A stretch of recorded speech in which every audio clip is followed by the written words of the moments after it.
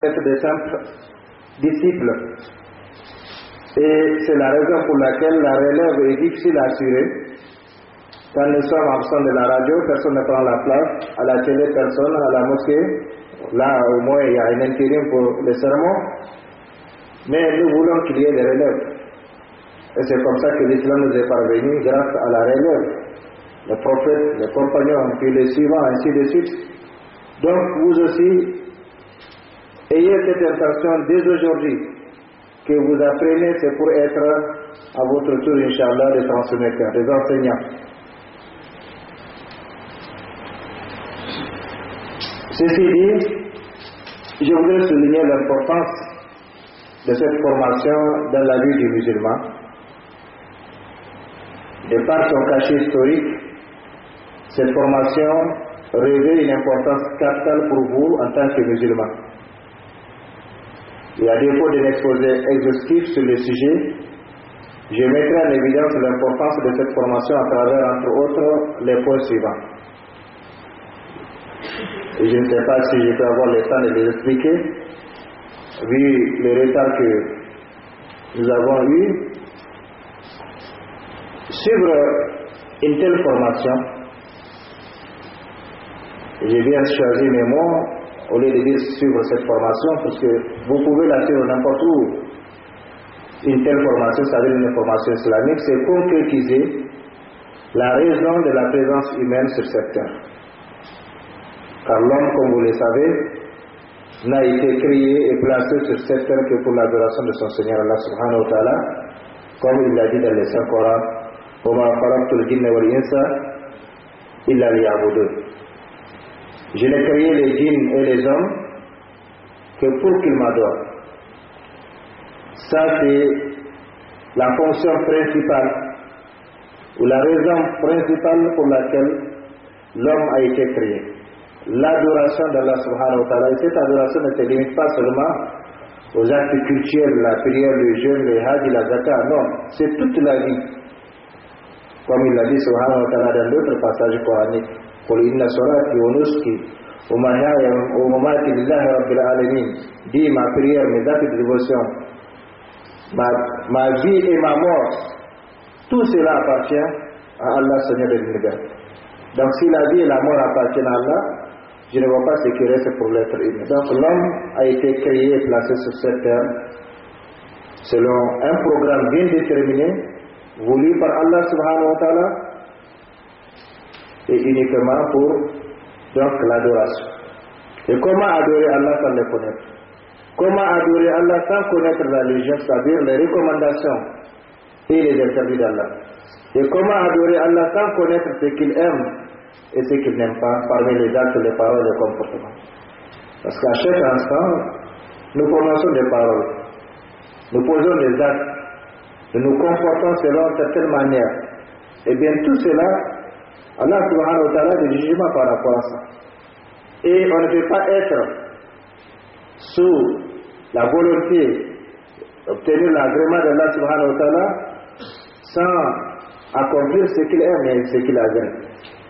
Donc voilà un premier point qui met en évidence l'importance de cette formation, c'est concrétiser la raison de sa présence sur cette terre. Deuxième point, suivre une telle formation, c'est accomplir les premiers, les plus grands devoirs qui incombent à l'homme en général et aux musulmans en particulier vis-à-vis de son Seigneur et vis-à-vis de sa religion, à savoir la recherche du savoir qui conditionne tout acte cultuel et ou profane en islam. En islam, tout ce qu'on fait, on doit les justifier.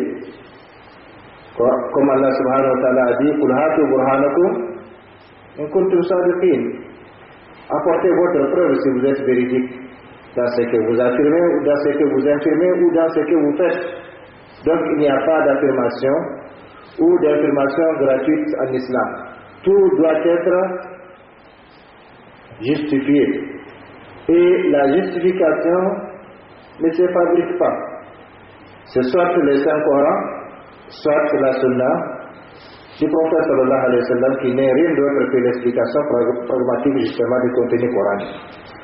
La connaissance est la base de toute chose et c'est le gage de toute réussite et à ce titre elle précède la parole et le jugement. Autrement dit, il faut connaître avant de parler, il faut connaître avant d'agir, il faut connaître avant de juger. Et c'est pourquoi les savants musulmans ont toujours commencé par, dans leurs livres, par Bab al-Ilm qabl al-Qawl wal-Amal, chapitre de la science avant la parole et l'action.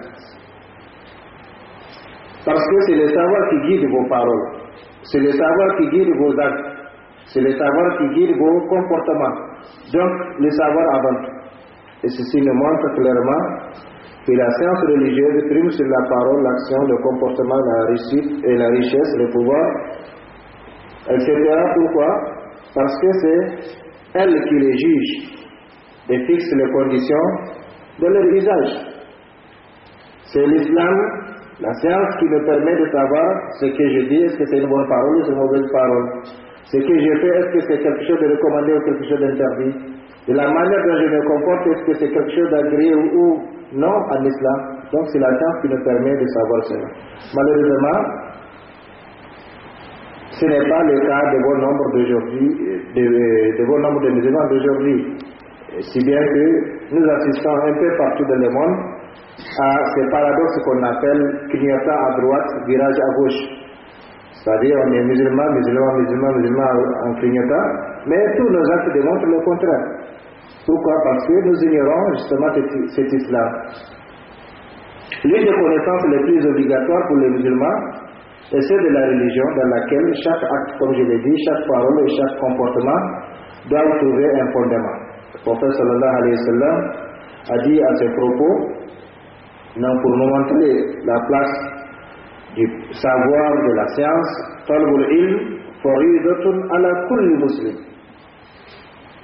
Talbul ilmi faridatun ala kulli muslim. La recherche du savoir est une obligation pour tout musulman.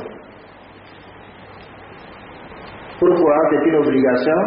Parce qu'il y a une autre règle juridique islamique qui dit ma la yatimul wajib illa bihi fa huwa wajib. C'est dont l'accomplissement ne peut se faire que par son biais. Et l'accomplissement d'une obligation ne peut se faire que par son biais, devient une obligation. Par exemple, l'admission, plutôt la prière, c'est une obligation. Mais on ne peut pas prier sans admission. Donc l'admission devient une obligation. Le savoir, l'adoration, c'est une obligation.